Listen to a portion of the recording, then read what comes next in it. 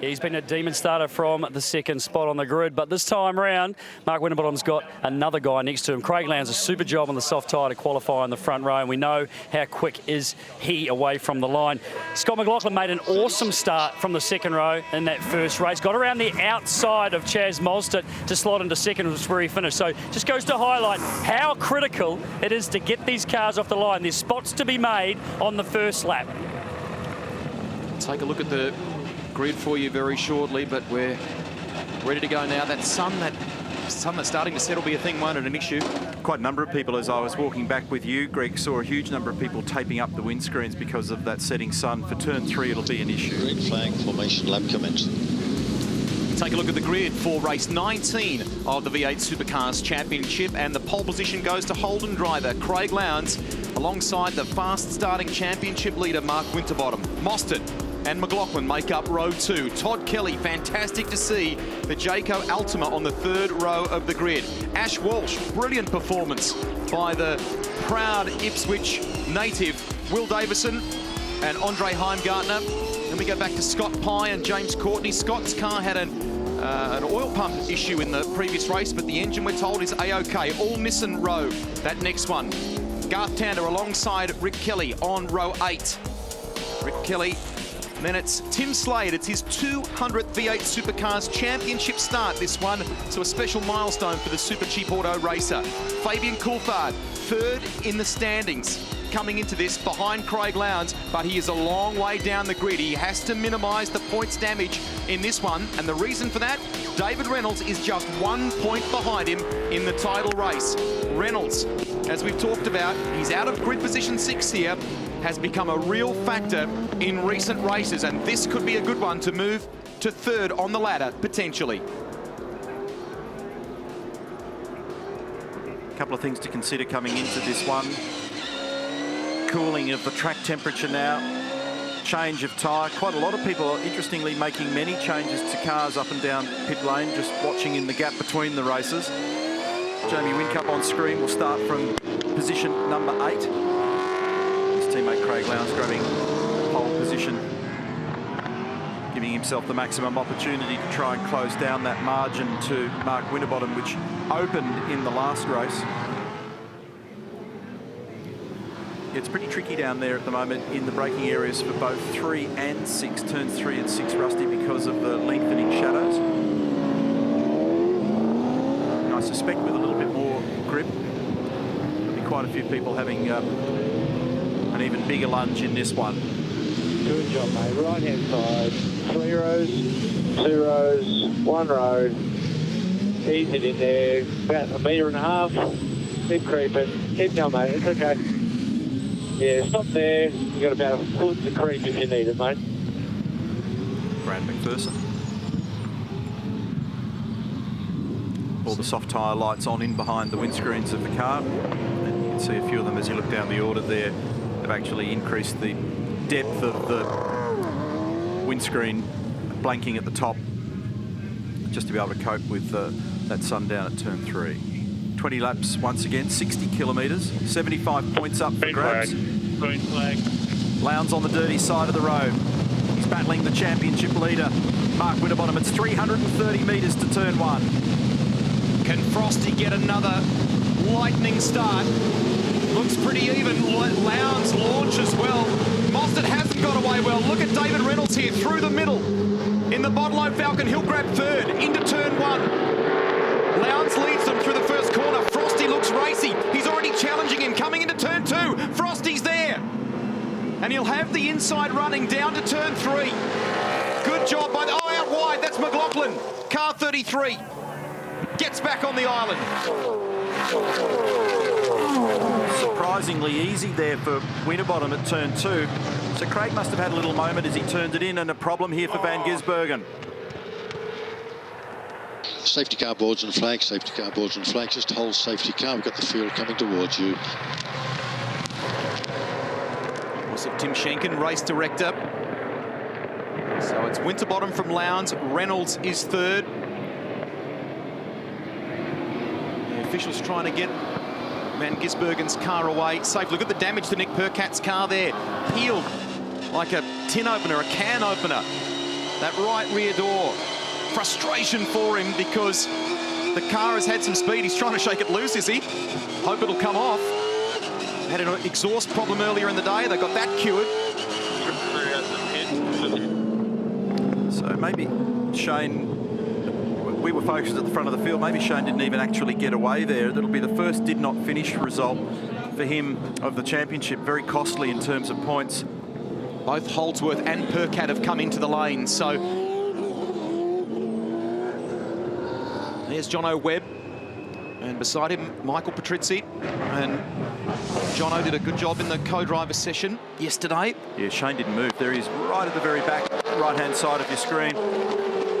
High tension there for David Reynolds off the line. Look at this, he ends up down the middle. He splits McLaughlin and Todd Kelly. Keeps going, and then he's having a little battle with Mostert to his right. And he was able to close down and grab third spot. Nice work. Awesome start by David Reynolds. But yeah, for some reason, Lowndes just had a gap down there at turn 2 and just wasn't able to close out. Here we are on board with Davey, splits the gap here. McLaughlin to the left, Mostert to the right. That was narrow, but he got it done. And Whincup tried to get into a bit of that action as well.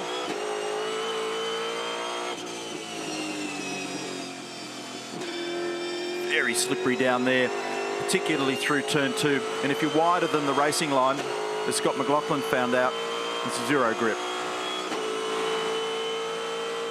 Awesome to get a look from the start replays there. Some of the guys who are brilliant on cold rubber straight up. So we're behind the Lexus RCF safety car for now. Bunches. Car lights out, accelerate away from the field. Car 5 to whole speed, car 5 to whole speed. Former F1 race driver and very experienced race director, Tim Schenken. We're good to go. Once again.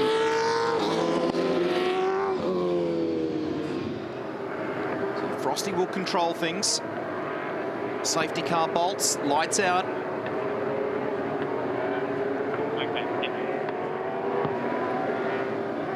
Holdsworth was a puncture, I understand, car 18, Charlie Schwerkolt Racing.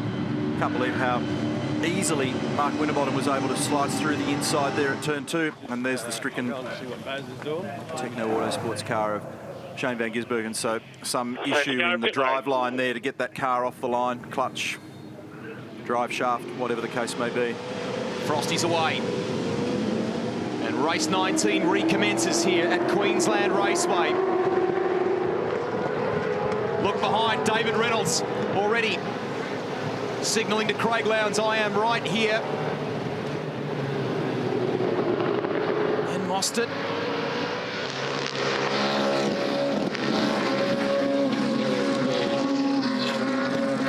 Look at the depth of the drop-off at the exit turn 2.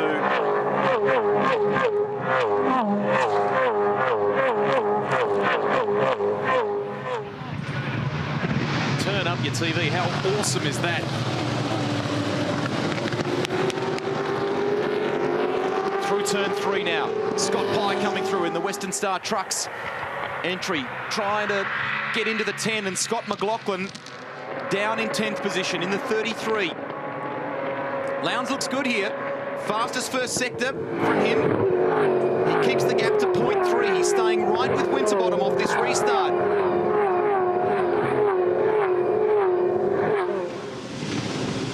Yeah, Craig was obviously struggling on that opening lap from the start. Tyre temperatures and pressures, just the way the car's set, perhaps not ideally handling those cooler temps. That's enabled Mark Winterbottom to grab him, but he is now matching. In fact, he was 2/10 quicker, as you pointed out, Rusty. You can see the splits building. Ended up 2/10 faster on that lap than Mark Winterbottom, so he's closed that margin right down to within striking distance. So here we go. This is going to be the telling onboard replay. Mark Winterbottom we're riding with. To the right, it is Craig Lowndes. Both got very good starts. Frosty drops in behind. Craig went in a bit hot to 1. So he ran wide on the exit of 1 because he was on the narrow approach line, and it was the slow exit off 1 that set up the gap for 2. Frosty didn't hesitate, did he? Straight in there. Hey fellas, well, just briefly saw Shane Van Gisbergen. He's coming back into the garage now. Obviously not too happy about what happened at the start, but he reported to me that it was a gearbox driveline issue when he went to release the clutch. So a very unhappy Shane Van Gisbergen, qualified poorly for that one, and it's just got a little bit worse. Extremely disappointing. And a shame, but it was going to be hard work for him, sadly, anyway. And also stationary in the pit lane still is Nick Percat. We've reported on the Lee Holdsworth puncture and driveline issues for Van Gisbergen. 0.4 of a second officially the margin. Winterbottom to Lowndes. So Frosty just opened it up a little on that last lap. Good lap from Mostert as well. He was quickest in the first sector. And he's 0.3 behind Reynolds. You can see him there in the background. So they're all part of the same stable. There are 3 cars from ProDrive there, all in the top 4. And Mostert looks good down into turn 3. First non-Red Bull or ProDrive car is Todd Kelly in 6th at the moment. So this is a nice recovery for him this afternoon after ending up off the road at turn 1 in the first event today. Ash Walsh still 7th. Just ahead of his teammate Will Davis, and Ash benefiting from that rookie day test that he mentioned to Greg Murphy earlier on the grid. So let's see what happened to Nick Percat. There's an angry pack here. You've got to try and unravel where he is in all this. Oh, I see. So there's the reason why Lee Holdsworth has got a puncture. So they've managed to make contact. It's just so many. It's a cluster of cars down there. Door damage as well. Looked like bonnet damage as well to Tim Blanchard's car, so I'm not sure if that was as a part of that incident. He's currently down in 19th in car 3. Look at the Erebus teammates battling away here. Advantage is to Ash Walsh in that one over Will Davison. Then it's this guy, James Courtney, currently in 9th position.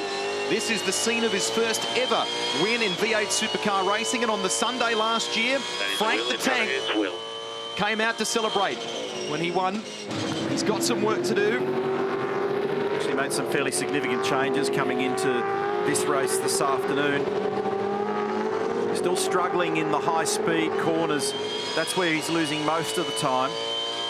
So the weaknesses for both he and Garth Tander have been turns 1, 2 and 5.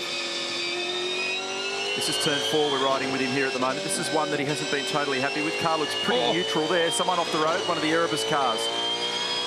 I reckon that's Ash Walsh. She's dropping down the timing order. Power steering we're hearing is the issue, and he's going to come in.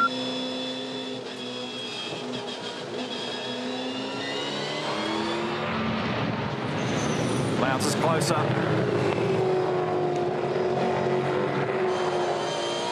Gee, that's a punish, isn't it, at turn 2? Look at that. Impossible to see the apex there. Turn 3 is not so much the issue now as turn 2. Into the lane and out of business, sadly, Ash Walsh, after a promising start. It's been a pretty good weekend for him in terms of Friday practice pace, and then the way he qualified for this one. Lowndes good under brakes at turn 3, and then Mostert is close as well to David Reynolds. So 2 key battles we're watching at the front here. There's a bit of chat on the radio as well about there being potentially oil at 6.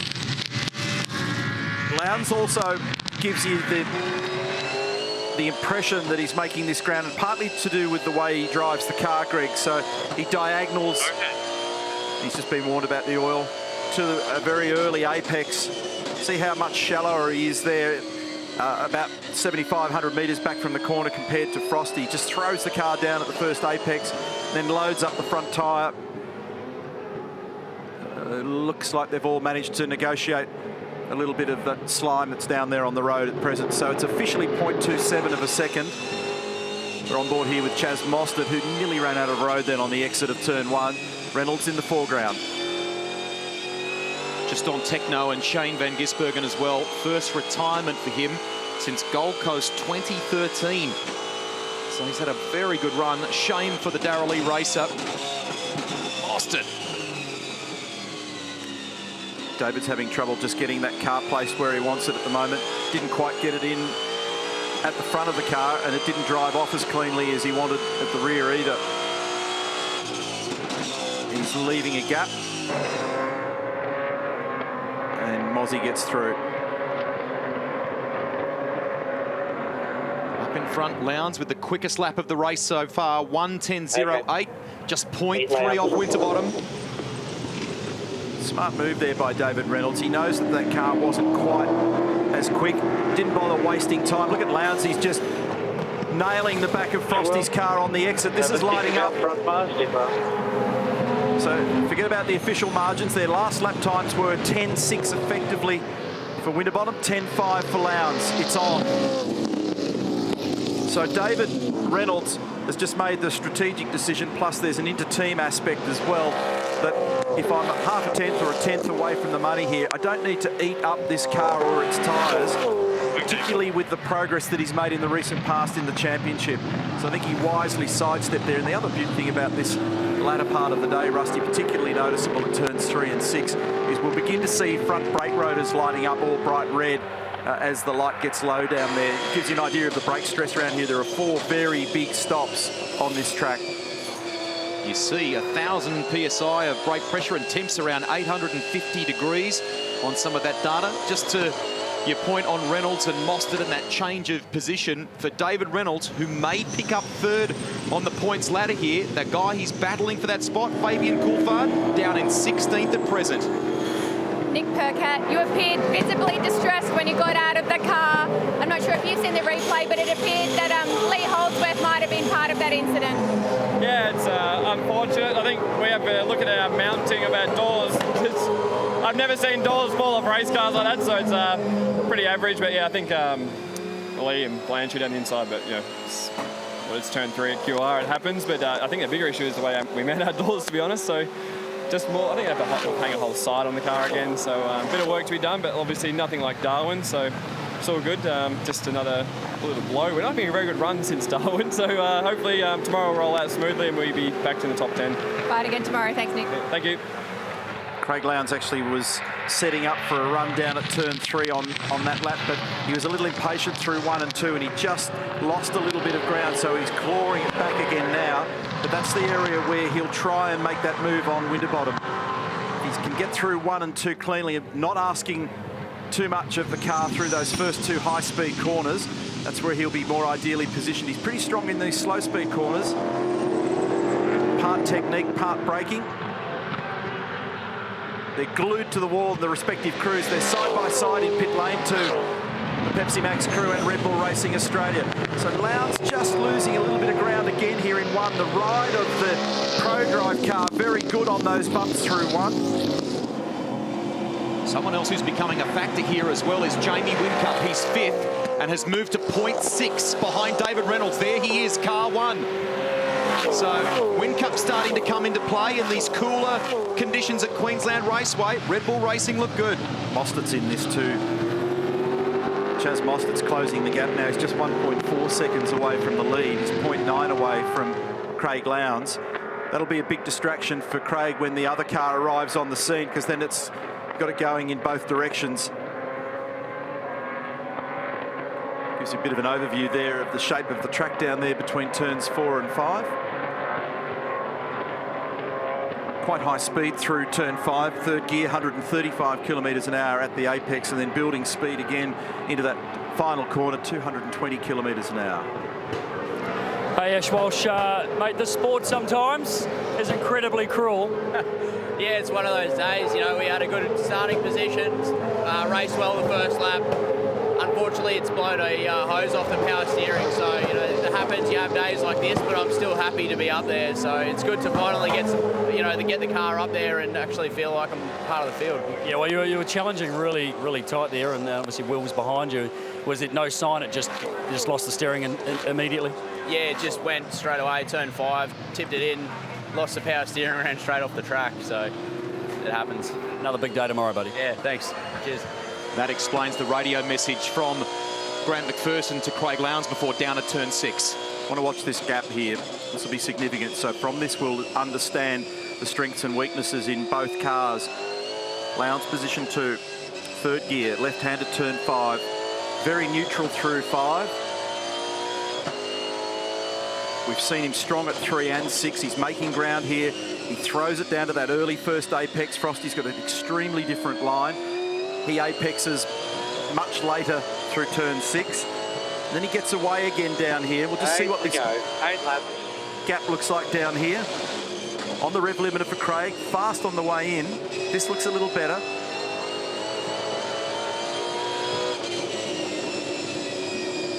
Gee, that's so tough there. A couple of little paddles of the throttle. Okay. Anti-roll bar shift for Craig. This is big pressure between both these guys. Look how close he is down here at 3. But he makes lots on the way in, and then he burns a bit of this. A little bit of the credit that he earns on the way in becomes a debit on the way out. Love the anti-roll bar adjustments on the run too. Did 1 out of 6. Here he is deep under brakes to get in the middle part of the track. So Frosty's attacking this from the traditional race line, making the corner arc as wide on entry as possible, trying to minimise the radius of the corner. See it again here. Up high, down to the first apex, drifting out wide and dropping down again to a second apex where Craig just throws it at the first and then drives around the inside. Split screen it for you. And you'll see that they're almost in total harmony. Lowndes, again, another anti-roll bar change. Back to 4th gear. They're on the rev limiter in 5th as they run down to 1. Fastest lap of the race, Craig Lowndes, 1 minute 10.08. The last lap, Craig actually lost a 10th to Frosty. 1 minute 10.8 for Frosty, 1 minute 10.9 for Craig.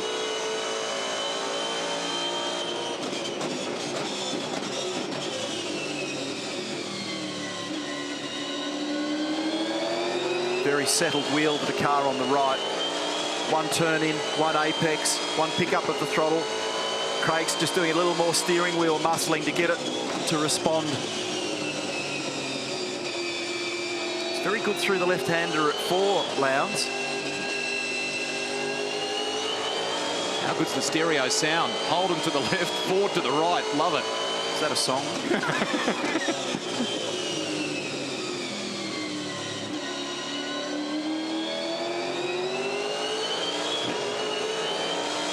It's great, isn't it? Awesome. Could listen to it all day.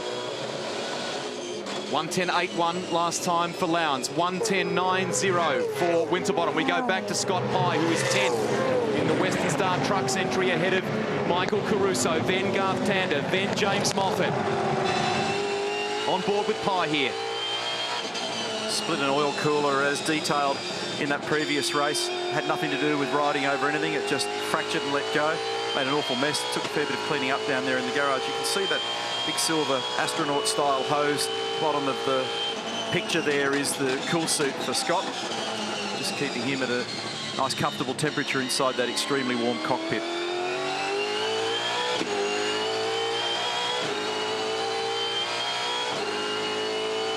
So Pye has got up in the distance there. Scott McLaughlin in front. He's got Michael Caruso behind. Fabian Coulthard, meantime, is down in 16th place at the moment. Fairly big throttle reset there through the left-hander. So that's interesting to contrast, because you were riding a moment ago with both Craig Lowndes and with Mark Winterbottom. You probably got a fairly good impression and understanding of the behaviour of both their cars through there. You contrast that to Scotty Pye. His car just wasn't able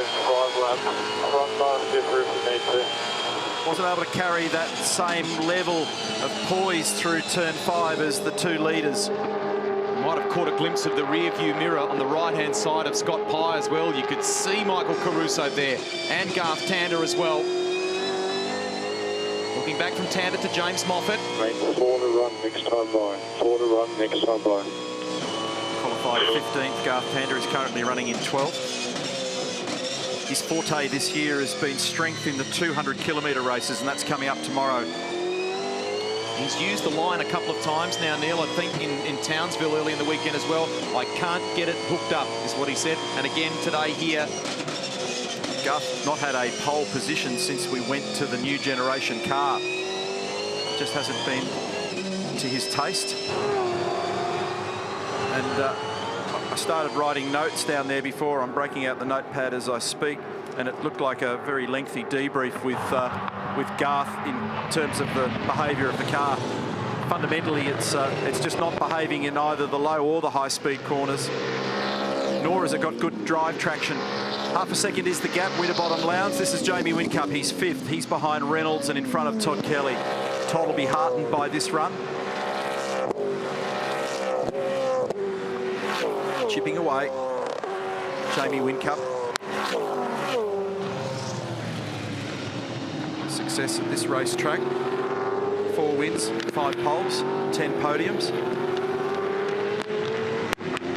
He was quicker than Reynolds last time around, but not by much. And then, oh, look at this. This is brewing. 4 laps remaining. Craig a little more lively that time through the left-hander at 5. He used a little bit of curb. The car was bouncing. There was more evidence of him sliding the car than Mark Winterbottom. Fantastic to watch. Mate. Move it up. 3 to go. Both of these fellas absolutely on the limit. Tim Edwards had his back to us there. Roland Dane, Grant McPherson, turn 2.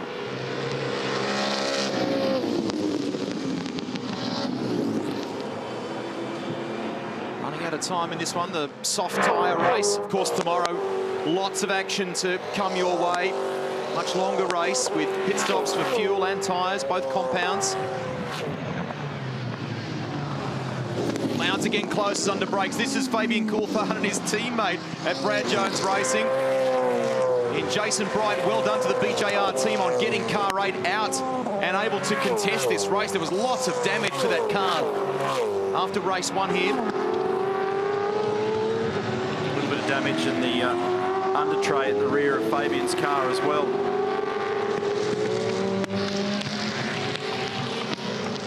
Does a little bit of motocrossing on the exit of turn 3, Fabian Coulthard.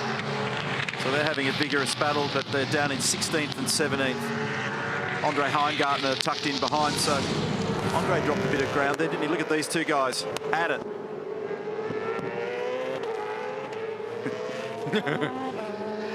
And Jason just on the wrong side of the sawtooth curbing briefly there. You can imagine the load going through the tyre and the rim at this point.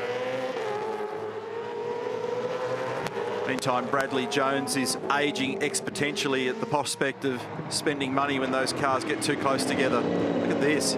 Lowndes wide, well wide. Now it's a rally car. You could see a lap or two earlier that he was doing a fair bit of sliding, Lowndes. We're still with the replay here. Turned it in very fast, couldn't control the mid-corner pace. He actually picked the throttle up, ever the optimist. Rooster tail out the other side and on the run to turn 2 now. He'll have dirty tyres for a little while here, just while he cleans that up. But that probably deal done here now for Mark Winterbottom and Craig Lowndes. It's going to move Frosty on if he stays where he is to 35 career victories. And he just keeps chalking up numbers here at the moment. This is telling. This is the battle for first and second in the championship and continued strength. Potentially win number 8 for Frosty. And it would move him to within 1 win of Alan Moffat on the all-time list. One of the greats of the sport. Final lap now for Mark Winterbottom. 0.9 of a second over Lowndes. Then it's back to Mostert. Reynolds and Whincup. It's 0.49 between those guys. So that'll be an interesting run to the line in the fight for 4th. So Reynolds looks like he's got a little bit of room there. It looks safe, but the car slid coming out of turn 2 just momentarily. Down to 3.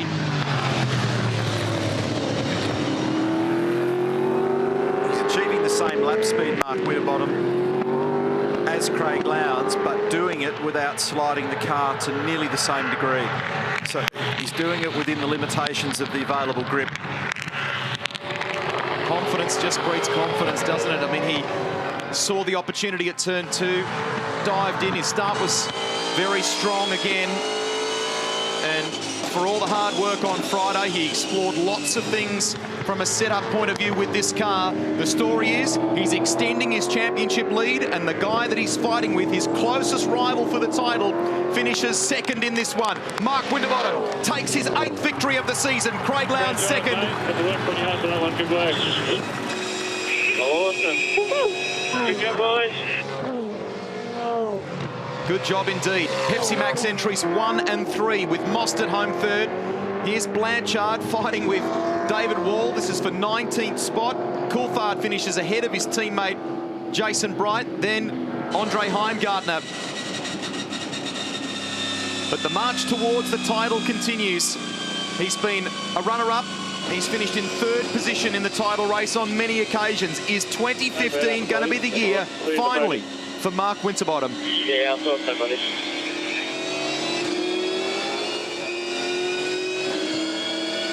Very good performance, Todd Kelly and Will Davison. James Courtney, not a bad recovery either, in position number 8. Scotty McLaughlin paid for running off the road there early, ended up 9th.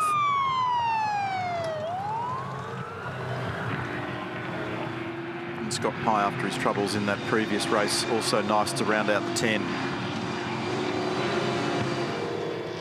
So we switched back to SuperSprint format here this weekend, and everyone thought we might get a crazy soft tyre race, a bit like we had in Darwin. In fact, it was the hard tyre race that produced more, didn't it? Yep. So can't get too far ahead of yourself in this business. It doesn't always work to the script.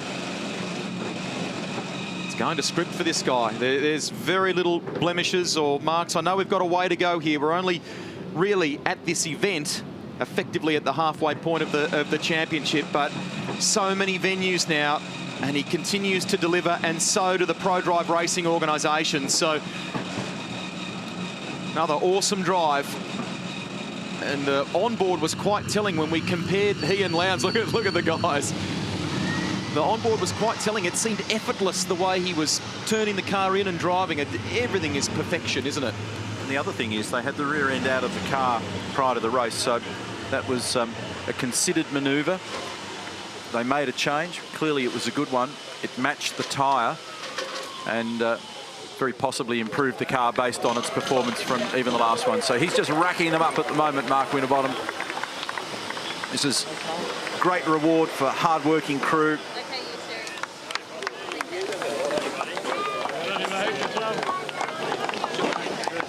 Chris O'Toole there.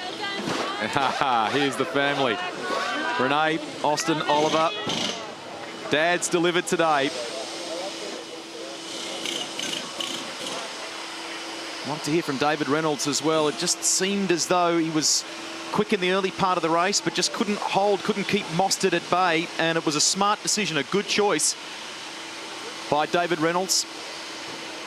Let's get Mark Winterbottom, hard tyres, soft tyres, any tyres, you'll take them all. 4 wins in a row, never been done before in your V8 Supercars career. Congratulations. Yeah, that was awesome. I got a really good start. So Craig obviously got a really good one too. And the over-under, it worked at turn 1. And my car wasn't as quick as him. He was quick, but when you're behind, it's all about track position. So wrapped. Thanks to my boys, thanks to Pepsi Max and everyone on board. It's a great run we're on at the moment, and it's just great to be part of this team. So yeah, awesome day. I can't believe yesterday was like almost black armbands, and today it's about champagne. So incredible turnaround. Enjoy the celebrations. Well done, Frosty. Thank you, Ta. And Craig Lowndes, you gave it everything you had. You nearly got it done in the end, but wonderful to be on the podium again. Oh, look, it is. I think that, we always knew it was going to be a tough ask. Starting on the dirty side of the racetrack, but actually the start was good. Frosty did obviously a good crisscross out of turn 1 into turn 2, and of course we had the pace to stay with him. We made a little mistake here out of turn 1 and just sort of tried to overcommit a little bit too much. The tyres were fading away. We tried to pressure him as much as we could, but of course he didn't he made a couple of little mistakes, but nothing that I could get by. So to credit to Frosty, he's been strong all weekend. The championship fight continues. Enjoy the podium. Cheers, I think we'll. Chaz Mostert, I know you were a little bit disappointed after the first race. You didn't quite convert the pole position that you had, but wonderful to be on the podium here in the second race. Oh, it's fantastic. Watching those two out of the front have a battle, it was like had the box seat. So it was a good race. Didn't quite get the start again. We need to have a look at some stuff like that. But, it's good to get the ProDrive number 6 Falcon back on the podium. It's a credit to all the guys at ProDrive. And it's just fantastic to get to spray some champagne. And who better do it than your teammate? Enjoy the champagne. Well done, Chaz. Very much. Todd Kelly, mate, big contrast between 2 races there. Hard and soft tyres didn't have much to do with it. You were just qualified a little bit further down the back for race 18 and ended up off the road early, but that was a good result.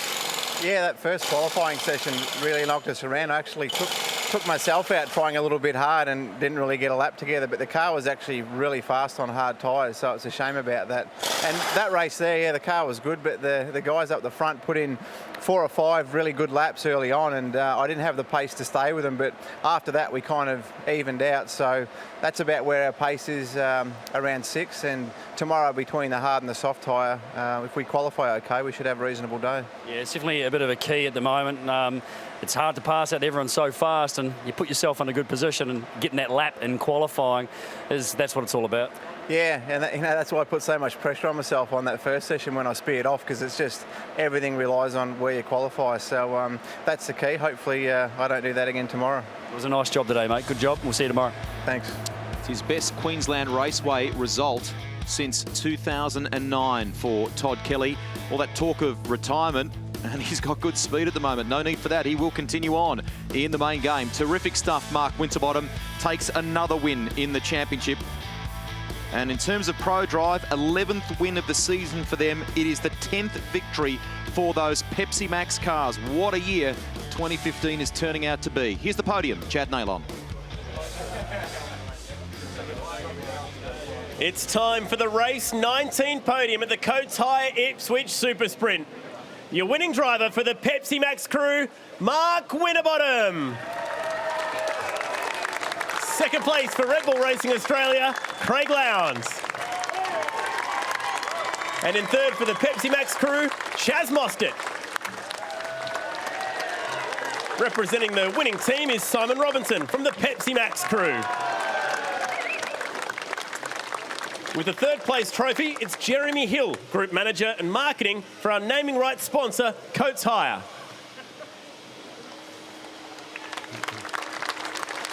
With the second place trophy is Adrian Manning, Executive General Manager of East Coast for Coates Hire. With the winning team trophy, it's Victor Atwood, the Deputy Mayor of Ipswich.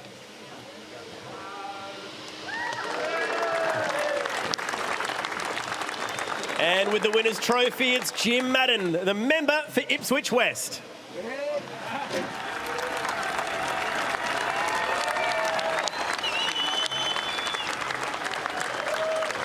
Ladies and gentlemen, the 2015 V8 Supercars Coates Hire Ipswich SuperSprint Race 19 podium.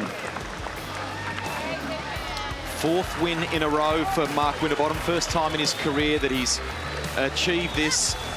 Just an amazing season that he's having. It's been significant, as you can see, bottom left there in championship terms, because Chaz Mostert now moves into third by a very narrow points margin over David Reynolds. The story, Fabian Coulthard, who was third coming into the weekend, has dropped to 6th, Neil. That's pretty telling. They've often had troubles at this racetrack at Brad Jones Racing, and sometimes they've been able to jag a top 10 here and there, but it's typically been an awkward place to get a set up for, and they're going through some difficulties this weekend for sure. It's funny when you look at that lineup there at the moment in terms of the unofficial championship points, how that's all jumping around after the top couple of positions.